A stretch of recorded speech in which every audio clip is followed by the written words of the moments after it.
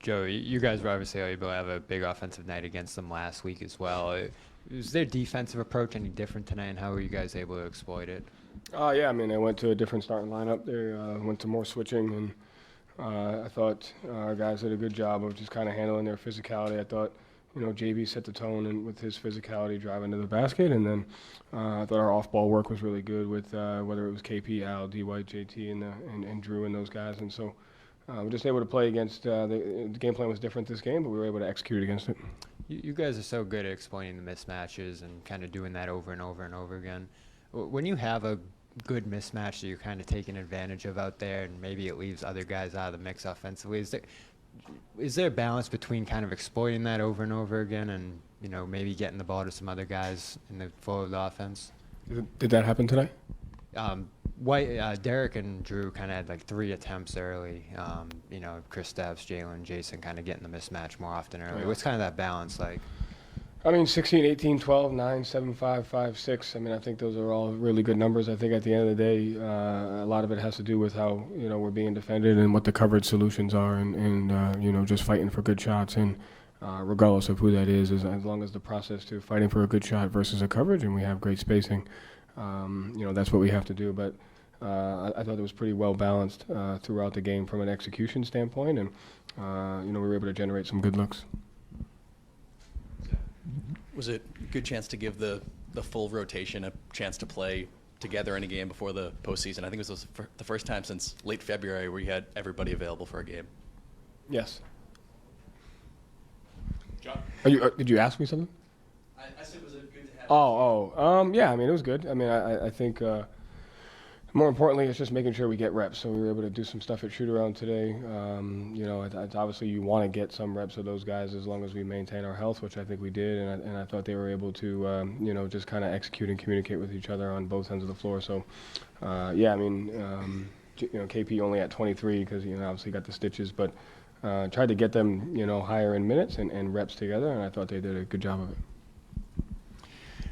Jalen is obviously figuring things out with the knee issue.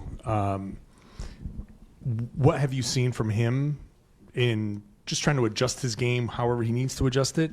And what is the responsibility from a coaching perspective to kind of help him along that, like a play calling or anything like that? Is there a responsibility that you have in this? Oh, absolutely, yeah. Responsibility to make the game easy for him, regardless of what the situation is. It's always to make it easier. But to me, it's more about just trust. There's no one that understands his body. There's no one that prepares mentally, physically the way that he does. And he's constantly taking in information on the environment and what he needs to do. So I think he's doing a great job. He's doing a really good job of handling it. He's doing a good job of managing it. He's doing a good job, whether it's in the weight room or the training room. And then when it comes to the tactical stuff, it's constant communication of how we can get him, in the best position possible to be successful. And, you should be doing that regardless, but even more now, and I think he's really doing a good job of figuring out ways to be effective for our team.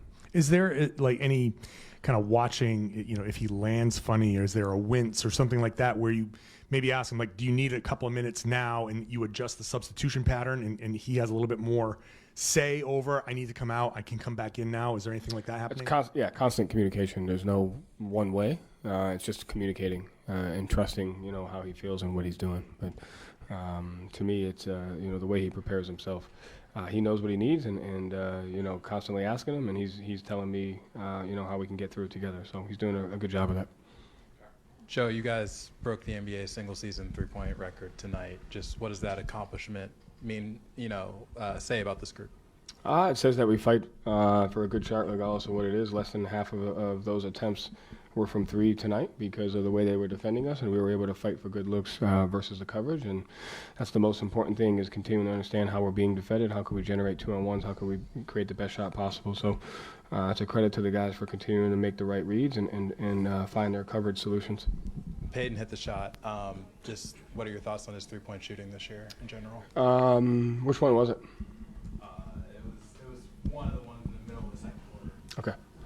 Yeah, I mean, three-point shooting is great, but to me it's the other stuff. He took on the challenge tonight of guarding both Beal and Booker. His ability to move without the basketball, had timely offensive rebounds, and you see some of his dribble penetration. So just his play is really important for us to be as good as we need to be, and he's continuing to do that. Joe, you mentioned Jalen's physicality. He's really good at like slowing down the game, finding his spots, whether it's in a mismatch or just getting downhill. What about his game and his progression allows him to sort of like slow down the entire offense to find his spot? I mean, I think it's just the guys having an understanding of each other. Each guy has a different set of strengths. We spend a lot of time on communicating to each other what the strengths of each guy is, and I think we lean into the fact that when he has the ball in certain situations, we need to give him driving lanes and space to be able to attack. And so it's just the guys having an understanding of how they can impact each other. Joe, KP had that bloody nose, and I don't know if you saw when he came out, he was pumping up the crowd. He kind of had his WrestleMania moment that he always looks forward to. He's been back and he's been healthy for a while now. How do you see his physicality and like his embracing of like those kind of big contact moments? Yeah, it's important. I mean, he had the block tonight also in on his own basket, being physical there, and again, he was the spearhead, of attacking their switching and getting deep post catches and getting to the free throw line and fighting for space and fighting for those deep paint touches there. So I think he's embraced that really on both ends of the floor. And tonight he really showed that on the offense of the floor. And then what he did defensively, meeting guys at the rim. It's important that we do that. And I'm grateful that he plays with that physicality. Joe, what can you guys get out of the last 5 games? I mean, there's something you'll find something. What constructive can you do besides keeping guys healthy and fresh and all that over the last week? I mean, we went the second half without a 25-point quarter. We had like 3 live ball turnovers. We got three for twos, but we missed good shots on the back end of the 2 for 1 on that.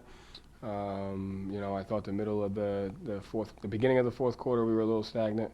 So, I mean, there's always stuff that we need to continue to get better at and push ourselves and hold ourselves to a standard.